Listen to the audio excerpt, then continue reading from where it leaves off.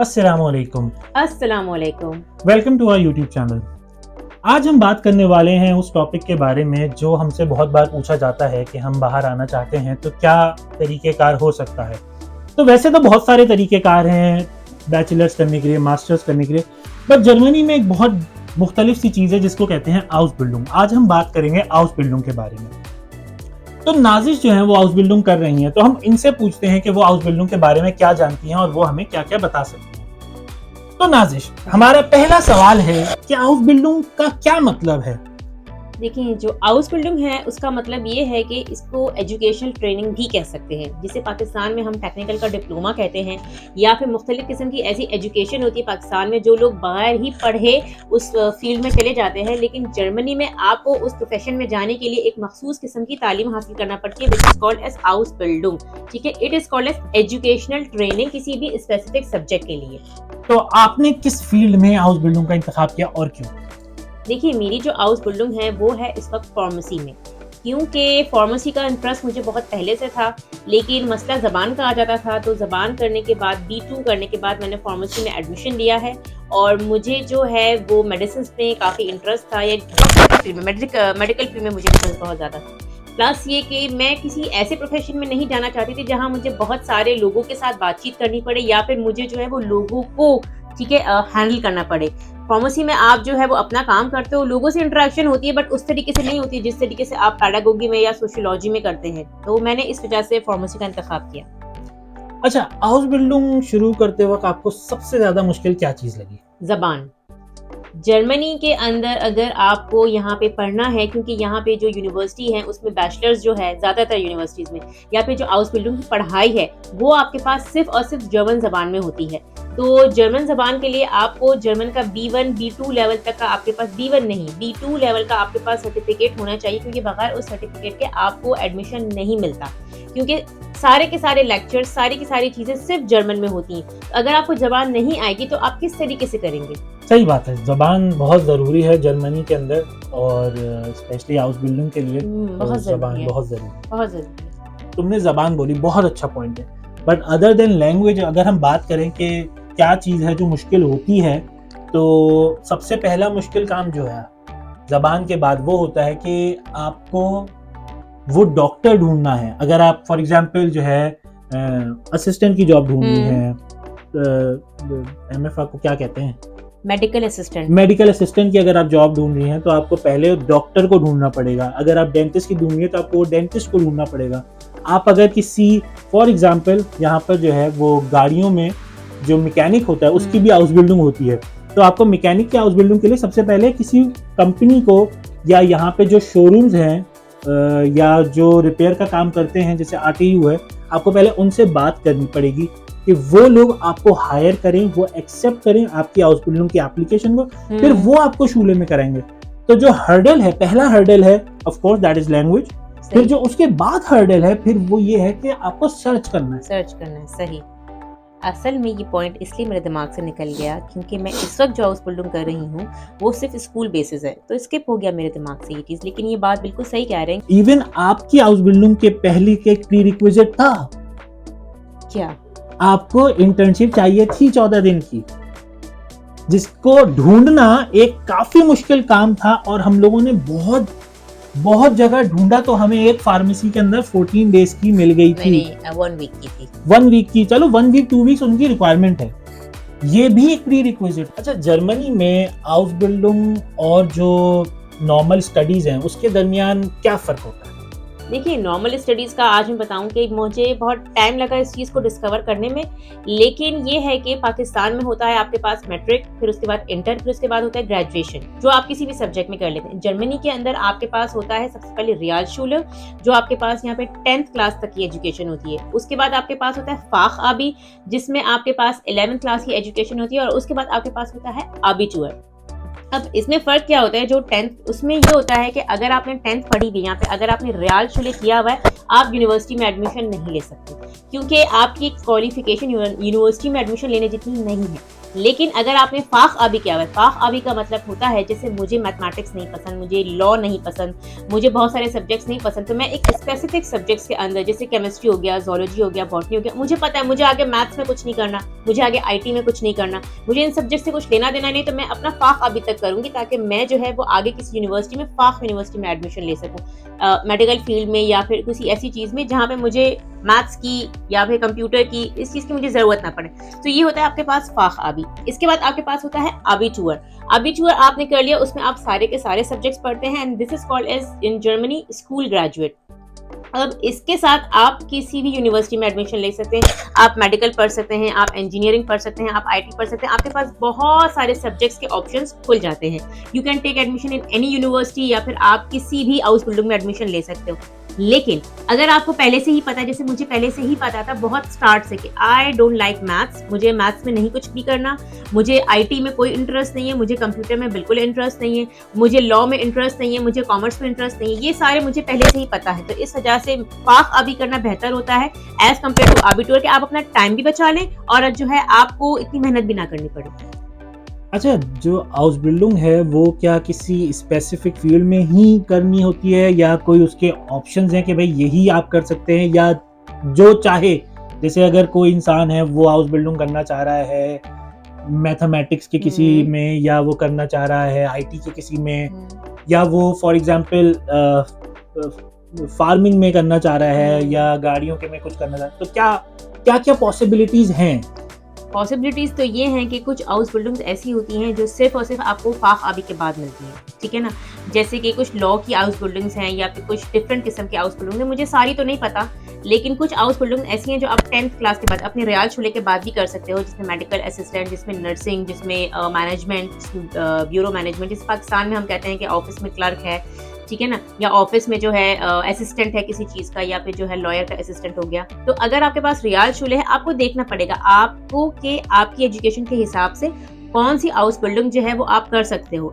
जैसे कि अगर आपके पास आबीटूअर है तो आपके पास ऑप्शंस बहुत सारे हैं, लेकिन अगर आपके पास आबीटूअर नहीं है तो आपके पास ऑप्शंस कम हो जाते हैं। लेकिन ज़्यादातर ऐसा है कि ज़्यादातर आप जो है वो हाउस बिल्डिंग्स कर सकते हो। हाँ, ज़्यादातर हाउस बिल्डिंग जो है आप रियाल शुले के बाद कर सकते हो। यहाँ हाउस बिल्डिंग की क्या हर हाउस बिल्डिंग की अलग प्री रिक्विजिट्स होती हैं कि आपको पहले से ये चीज़ मुकम्मल होनी चाहिए, या जनरल है कि भाई ये हाउस बिल्डिंग जो है वो हर हाउस बिल्डिंग हर कोई कर सकता है? नहीं, या कोई प्री रिक्विजिट्स हैं? नहीं, हर हाउस बिल्डिंग हर कोई कर सकता है, क्योंकि यहाँ पे नहीं, जैसे तुमने कहा कि मैथमेटिक्स का तुम्हें शौक नहीं है, तो फॉर एग्जांपल अगर किसी ने मैथ्स नहीं पढ़ी, मैं बात कर रहा हूँ कि हम अगर सोचें कि बाहर से कोई आ रहा है और उसने जो है फॉर एग्जांपल हमारे यहाँ बायोलॉजी और कंप्यूटर्स अलग होती है, ठीक है, उसने कंप्यूटर्स की है, बायोलॉजी नहीं की है, और वो चाह रहा है कि मैं कोई बायोलॉजी रिलेटेड हाउस बिल्डिंग करूँ, तो क्या वो कर सकता है क्योंकि उसके पास बायोलॉजी का बैकग्राउंड नहीं है? सही कर सकता है। अगर किसी ने कॉमर्स में पाकिस्तान में पढ़ा हुआ है और वो यहाँ पे नर्सिंग करना चाहता है, क्योंकि पाकिस्तान के अंदर अगर आपने प्री मेडिकल नहीं पढ़ा हुआ इंटर में तो आप नहीं कर सकते। लेकिन अगर किसी ने किया हुआ है, यानी कि उसके पास एजुकेशन है टिल कॉमर्स उसने किया हुआ है, सही है, उसने इंटर किया हुआ है कॉमर्स में, तो वो यहाँ पे जैसे बायोलॉजी लैब असिस्टेंट हो गया, या फिर वो जो है केमिस्ट्री लैब असिस्टेंट हो गया, या नर्सिंग होगी, वो कर सकते हैं, क्योंकि आपको यहाँ पे पढ़ाया जाता है। आप क्योंकि लैब असिस्टेंट एक ऐसी चीज है जो मैं सोचूं कि फॉर एग्जांपल अगर कोई पाकिस्तान में है, उसने बायोलॉजी पे नहीं काम किया और वो बाहर मुल्क आ रहा है और वो लैब असिस्टेंट के तौर पे सोच रहा है, तो वो उसकी हाउस बिल्डिंग कर सकता है, उसने बायोलॉजी अगर नहीं पढ़ी तब भी। सही। तो हाँ, क्योंकि ये मेरा एक्सपीरियंस है, मैंने देखा है लोगों को जिन्होंने कहा है कि उन्होंने अपने मुल्क में ये नहीं पढ़ा हुआ, उनका ताल्लुक नहीं है, उनका ताल्लुक साइंस से बिल्कुल नहीं है, लेकिन उसके बावजूद भी यहाँ उनको एडमिशन मिल जाता है, क्योंकि यहाँ एक नए सिरे से पढ़ाई स्टार्ट होती है, आपको पढ़ाया जाता है सब कुछ। तो इस वजह से आपको कोई प्रॉब्लम नहीं होती कि अगर आपने कॉमर्स में पढ़ा हुआ है या आपने आर्ट्स में पढ़ा हुआ है, लेकिन अगर आपको यहाँ पे आके नर्सिंग करनी है, आप कर सकते हो। लेकिन आपके पास पाकिस्तान की या किसी और मुल्क की आपके पास डिग्री होनी चाहिए अटेस्टेड, इंटर एटलीस्ट। हाँ, तो बात चल रही थी कि अगर किसी ने इंटर किया हुआ है, inter is sufficient house building के लिए, या बैचलर्स होना या कुछ इस तरह की चीज जरूरी है? जो इंटर होता है पाकिस्तान का, वो यहाँ के रियाल शुले अपस्टर्स के बराबर होता है। जो आपका इंटर होता है ना, 12वीं तक की जो तालीम होती है वो आपके यहाँ पे मिटलशुले-राइफल होता है, तो वो काफ़ी होता है। लेकिन अगर फॉर एग्ज़ाम्पल आप मेरी बात करते हैं तो मैंने किया हुआ है बीएससी। मुझे याद है कि आप अपनी जो डिग्री थी वो अनर कानून करा दी, यानी कि कन्वर्ट करा रही थी। तो Recognition। क्या उसकी रिकॉग्निशन इंटर की भी करानी होती है या वो नॉर्मल है? मैंने पहले इंटर की ही करवाई है। ठीक है, और इंटर का जो है वो आपके पास मिटलशुले-राइफल का आता है। ठीक है, मैं बताना भूल गई, सॉरी, रियाल के बाद होता हुआ मिटलशुले-राइफल का होता है। ठीक है, riyal I think 9th class को कहते हैं और मिटल जो है वो 10th और 10th से थोड़ी सी आगे की एजुकेशन तक होती है। तो मेरा जो इंटर का सर्टिफिकेट है पाकिस्तान का, जो अटेस्टेड है पाकिस्तान से, दैट इज स्टिल हियर मिटलशुले-राइफल का।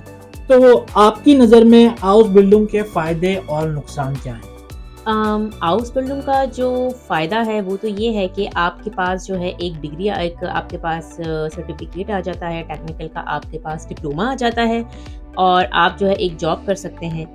लेकिन इसका जो नुकसान है वो ये है कि आपके पास इसमें ग्रोथ नहीं होती। यानी कि अगर आपके पास हाउस बिल्डिंग की डिग्री है और उसके बाद आपको किसी हायर पोस्ट पे जाना है, आपको मैनेजर लेवल की पोस्ट नहीं मिल सकती हाउस बिल्डिंग के लिए, फिर उसके लिए आपको मज़ीद पढ़ना पड़ता है।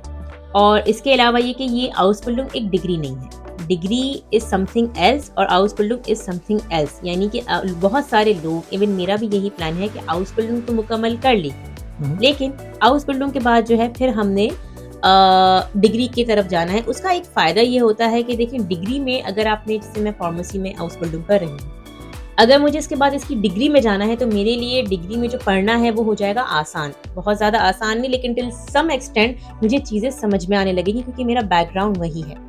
तो हाउस बिल्डिंग डिग्री नहीं है। डिग्री, एक फायदा मैं बता दूं हाउस बिल्डिंग का। बताइए। हाउस बिल्डिंग पेड होती है। हाँ, एक्चुअली ये बिल्कुल सही कह रहे हैं, हाउस बिल्डिंग पेड होती है। बहुत सारी हाउस बिल्डिंग में आपको पैसे मिलते हैं। मैं ये पॉइंट इसलिए भूल गई क्योंकि इस वक्त मेरी जो हाउस बिल्डिंग है वो पेड नहीं है, फार्मेसी वाली पेड नहीं है, सिर्फ स्कूल जाना होता है। तो हाउस बिल्डिंग जो पेड होती है उसके अंदर आपको स्टडीज के साथ साथ जो है काम भी करना होता है। फॉर एग्जाम्पल, अगर आपकी हाउस बिल्डिंग है डेंटिस्ट की हाउस बिल्डिंग, तो आपको पढ़ाई भी करनी होगी, आपको अपने स्कूल जाना होगा जो भी उसका होगा, और उसके अलावा जो आपका जिस डॉक्टर के साथ या जिस डेंटिस्ट के साथ आपने स्टार्ट किया हाउस बिल्डिंग, आपको उसके पास भी, तो ये चीज़ भी ज़रूरी है कि जब आप हाउस बिल्डिंग कर रहे होते हैं, तो फॉर एग्जांपल अगर आप किसी मेडिकल फील्ड की हाउस बिल्डिंग कर रहे हैं तो आपको किसी डॉक्टर के पास भी रजिस्टर होना पड़ेगा और फिर वो डॉक्टर आपको जो है स्कूल में रजिस्टर। तो जो फायदे की बात आई वो तो मैंने भी बता दी कि भाई पैसा मिलेगा। जो नुकसान है उसको ये समझना पड़ेगा कि इसको ढूंढना मुश्किल काम है। इसका जो नुकसान एक ये है कि आपको जो है अप्लाई करना पड़ता है, आपको मुख्तलिफ जगहों पे अपनी हाउस बिल्डिंग जो है आपको अपनी एप्लीकेशन भेजनी पड़ती है। जिस तरीके से आप जॉब के लिए एप्लीकेशन भेजते हो ना, उस तरीके से आप हाउस बिल्डिंग के लिए एप्लीकेशन भेजते हो। जैसे फार्मेसी की हाउस बिल्डिंग के लिए आपको जॉब नहीं करनी क्योंकि आपकी पेमेंट नहीं है, आप सिर्फ अपने यूनिवर्सिटी विजिट कर रहे हो, वहाँ आप पढ़ रहे हो। तो आपने सिर्फ यूनिवर्सिटी वालों को एडमिशन के लिए कहा, उससे पहले जो है आपने इंटर्नशिप कर ली फार्मेसी में।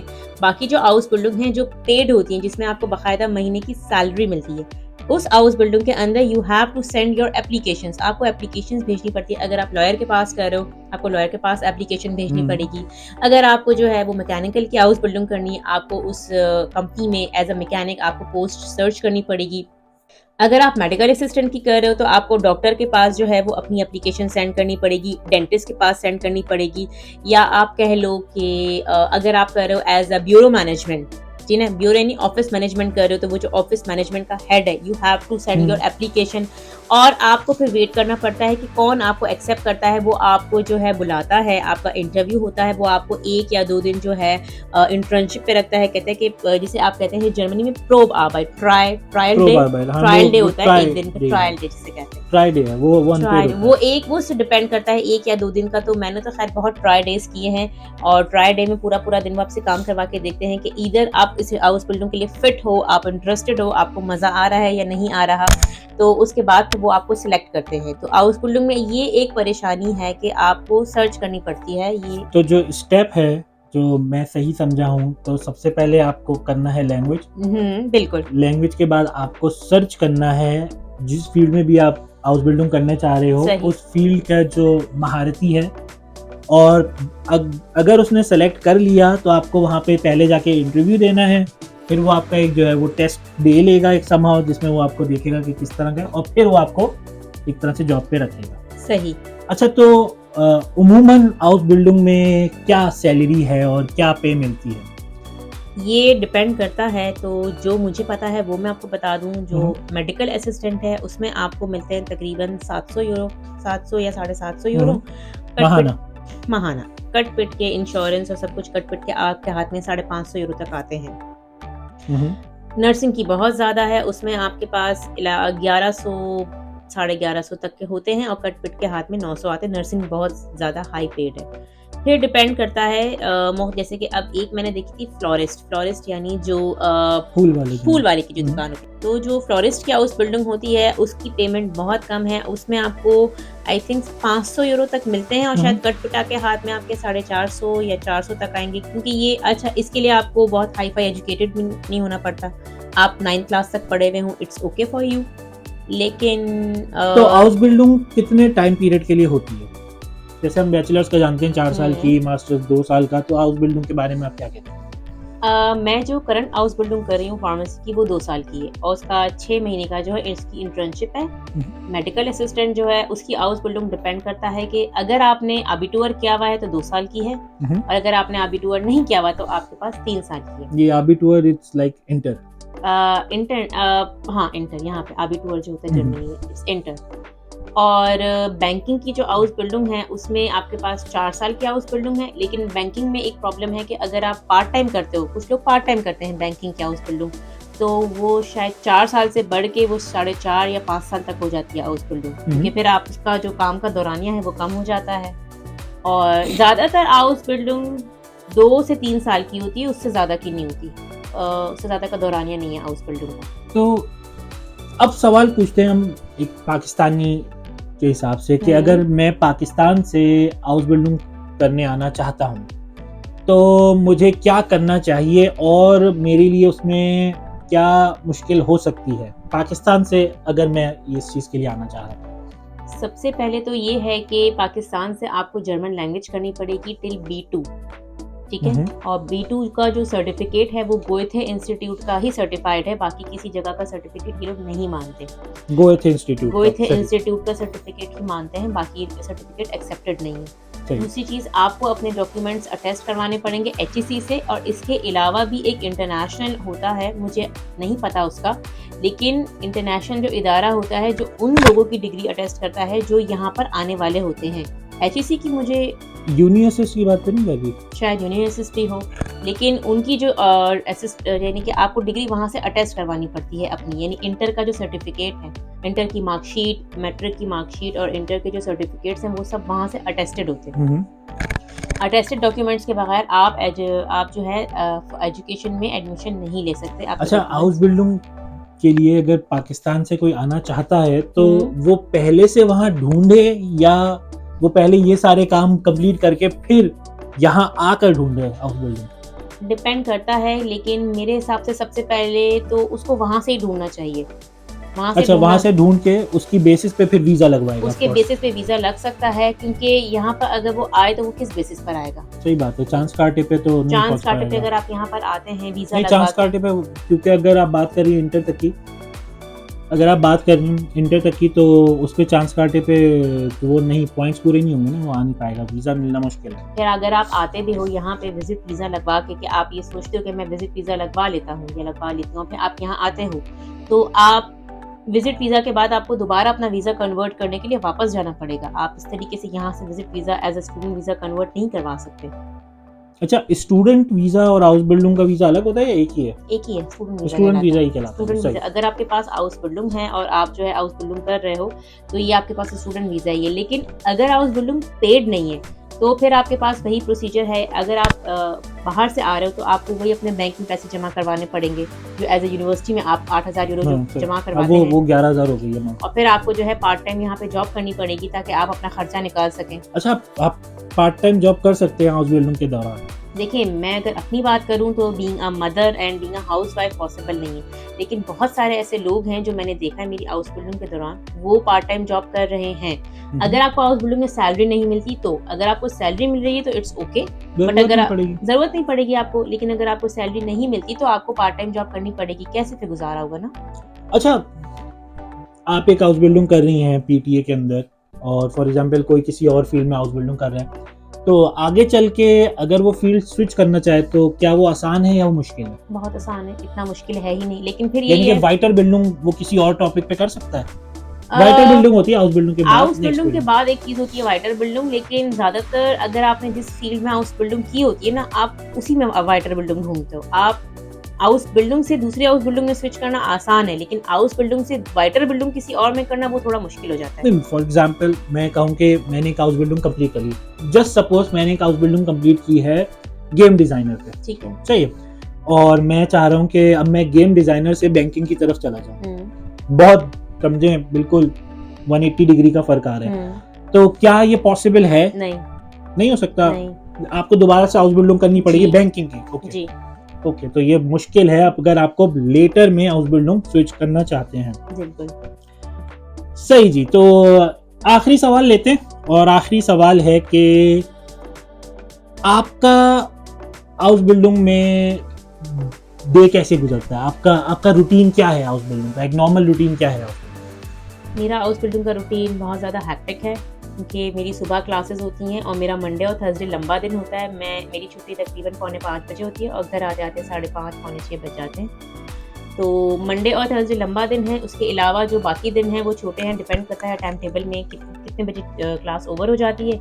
लेकिन फिर चूँकि आपकी पढ़ाई होती है तो आपको पढ़ाई को मैनेज करना पड़ता है। हमें ऐसा लगता है कि यूनिवर्सिटी की पढ़ाई डिफरेंट है और ये पढ़ाई डिफरेंट है, लेकिन बात ये है कि पढ़ाई जो है वो सेम ही है। बस बात ये कि इसका हाउस बिल्डिंग 9 to 5 है या उसका कोई और शेड्यूल है? डिपेंड करता है कि आप काम कहाँ कर रहे हो। अगर आप नर्सिंग कर रहे हो तो आपका 9 to 5 शेड्यूल नहीं है, आपके काम के टाइमिंग्स डिफरेंट हैं, आपकी क्लासेस के टाइमिंग्स डिफरेंट हैं। अगर आप जैसे फार्मेसी कर रहे हो तो आपकी यूनिवर्सिटी के टाइमिंग्स डिफरेंट हैं। अगर आप बैंकिंग कर रहे हो तो बैंकिंग में आपको जो है सुबह 8 बजे पहुँचना होता है और आपकी 5 बजे छुट्टी होती है, अगर आप फुल टाइम बैंकिंग कर रहे हो। लेकिन नर्सिंग में अगर आप जॉब कर रहे हो तो आपको सुबह तकरीबन 6 बजे तक पहुँचना होता है और डिपेंड करता है आपकी शिफ्ट कब तक खत्म होती है, 2 बजे, 2:30 बजे तक। ये डिपेंड करता है ऑन टाइमिंग्स। तो टाइमिंग के हिसाब से डिपेंड करता है कि हाउस बिल्डिंग कौन सी है और उसकी टाइमिंग आपके शेफ ने यानी आपके बॉस ने क्या टाइमिंग्स रखे हुए हैं। तो बहुत शुक्रिया नादिश अपना एक्सपीरियंस शेयर करने के लिए हाउस बिल्डिंग के बारे में। हमने यहाँ बहुत सारी चीज़ें समझी, जानी।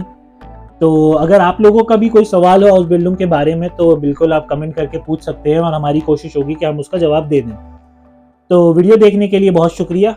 अल्लाह हाफिज़। बहुत शुक्रिया। अल्लाह हाफिज़।